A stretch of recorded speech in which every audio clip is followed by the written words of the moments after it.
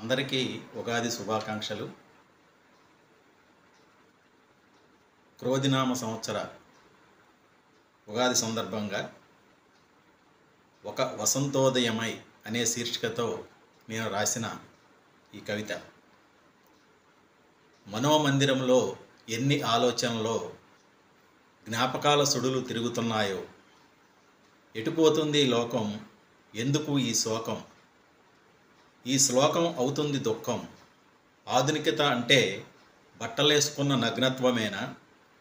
మనుషుల మధ్య దూరాన్ని పెంచే కాంక్రీట్ గదుల మధ్య ఏకాకీ బతుకేనా?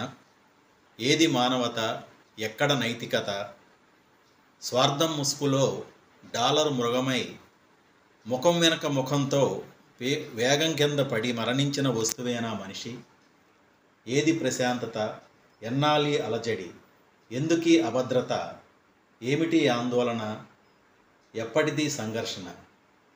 మానవ సంబంధాలను కలిపి కుట్టే మానవీయ విలువలను నిలబెట్టి మంచితనం కావాలిప్పుడు. మనుషులుగా మొలకెత్తాలిప్పుడు. సంఘటిత చైతన్యమేదో నిర్మాణం కావాలిప్పుడు. నియంతల ఉక్కు పిడికిళ్ల మధ్య బందీ కాబడిన బతుకులేనా జీవితం? ఏది స్వేచ్ఛ, ఎప్పుడు శాంతి, ఎక్కడ క్రాంతి? అస్తిత్వం అంటే నిరంతర యుద్ధమేనా? బలహీనుల ఓటమేనా? బలవంతుడి కోరల్లో నిస్సహాయుల నెత్తుటి ప్రవాహమేనా? ప్రశ్నలు ప్రశ్నలు ప్రశ్నలు, సమాధానం గొంతు నొక్కిన పులి పంజాలు. ఏ యుద్ధం ఏ రాజ్యాన్ని సుస్థిరం చేసింది? ఏ ఆధిపత్యం ఏ ప్రేమల్ని కూడగట్టింది? ఏ బంధాలను నిలిపింది? శ్మశానాలను పాలించే రాజకీయాలు, రాజ్యాధికారాలు అంతా ఆధిపత్యం కోసమే, అధికారాల కోసమే. ఎవడు మనిషి కావాలనుకుంటున్నాడు? మృగం నుండి మృగంలోకి అంతా వినిర్మాణమే. హింస హింస హింస.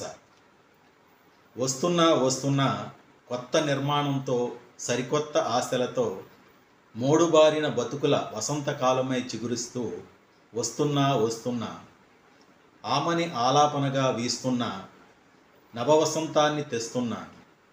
మార్పు కోసం తూర్పు గానం చేస్తూ ప్రకృతి హృదయ సౌందర్య సంగీతమై, కోకిల గానమై, ఆత్మగౌరవ నాదమై, అస్తిత్వ వేదమై, నిత్య నూతన జ్ఞానమై మనుషుల్ని తయారు చేయటానికి వస్తున్నా.